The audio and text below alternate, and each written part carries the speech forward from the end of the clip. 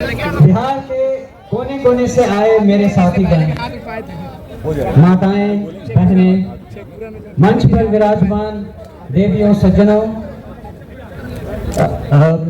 सूत्रधार जी, प्रशांत किशोर जी, मीडिया के और पत्रकार मेरे दोस्त, आप सबको मेरा मनोज भारती का नमस्ते, प्रणाम, आदाब। जय बिहार। आप सबको मालूम है कि पिछले 2 सालों से प्रशांत किशोर जी जिस अभियान में लगे हैं उसका मुख्य उद्देश्य क्या है। उन्होंने अभी अभी आपको डिटेल में बताया कि वो प्लान क्या है, उसमें धन का अर्जन कैसे होगा, फिर उसको खर्च किस तरह से किया जाएगा। उन 5 स्कीम में कोई भी स्कीम ऐसी नहीं है जिसे कुछ भी बदला जा सकता है, और यही इनकी खूबी है कि जो इन्होंने सोचा है वो ऐसे हवा में नहीं सोचा है, उसके पीछे डाटा है, उसके पीछे एनालिसिस है। और मुझे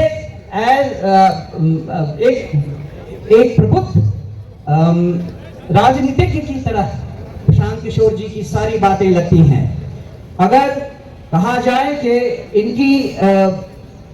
इनके लीडरशिप में हम कहां तक पहुंच सकते हैं और क्या क्या कर सकते हैं, उसकी एक झलक आपने यहां खड़े खड़े देख ली, सुन ली। इसमें केवल एक बात मैं और ऐड करना चाहूंगा। बिहार में आजकल भी आप देख रहे हैं नदियों से हमें कितना नुकसान हो रहा है।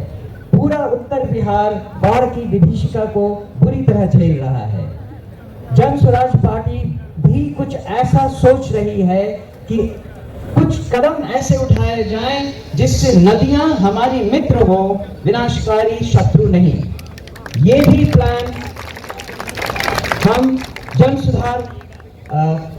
स्वराज के अभियान के दौरान सोच रहे हैं, और जो एक्सपर्ट्स हैं उनसे सलाह मशविरा कर रहे हैं। आपने ये भी सुना कि मैं नेतरहाट स्कूल से पढ़ चुका हूँ। नेतरहाट स्कूल की एक अपनी गरिमा है, और वो है कि हम वहाँ सब कुछ खुद अपने आप करते हैं।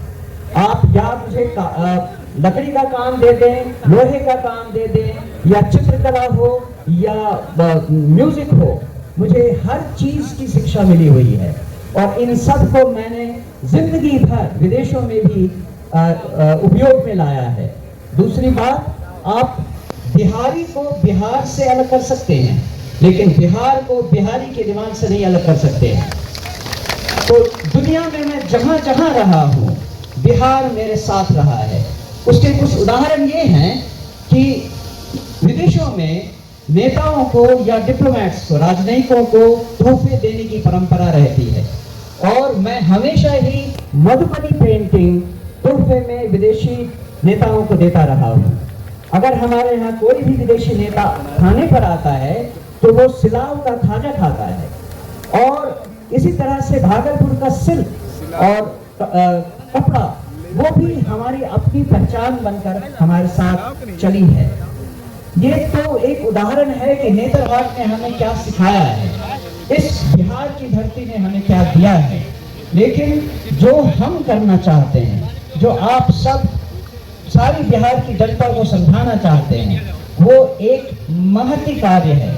उसमें 2 साल तो ऑलरेडी प्रशांत किशोर जी ने लगा दिए हैं। अभी इन्होंने वादा किया है और इन्होंने कहा है कि इस पार्टी के गठन से ये कार्यक्रम रुकने वाला नहीं है। ये कार्यक्रम तब तक चलता रहेगा जब तक बिहार देश के 10 अग्रणी राज्यों में नहीं शामिल हो जाता।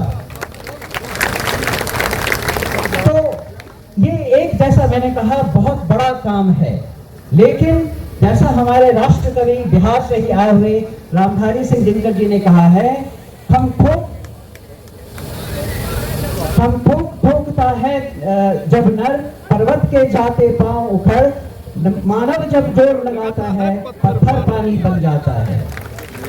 तो जन स्वराज के अभियान के इस स्तर पे जो रिस्पॉन्सिबिलिटी, जो जिम्मेदारी मुझे दी गई है, मैं आपको आश्वस्त करता हूं कि मैं उसे पूरी लगन, ईमानदारी, कर्मठता से निभाऊंगा और अपने पूरे कार्यकाल में, जो कि छोटा है लेकिन विवेकपूर्ण ढंग से निर्णयों के साथ उस राह पे चलूंगा। मैं एक बार फिर प्रशांत किशोर जी को और समस्त उन लोगों को जिन्होंने ये चयन किया है, मेरे इस पदभार के लिए बहुत बहुत धन्यवाद देता हूं। जय बिहार, जय जय बिहार, धन्यवाद। एक बार मनोज भारती जी के लिए करतल ध्वनि से, जोरदार तालियों से स्वागत होना चाहिए। ताली रुकनी नहीं चाहिए, कम से कम 2 मिनट ताली बजनी चाहिए। ताली, जोर से ताली बजाइए।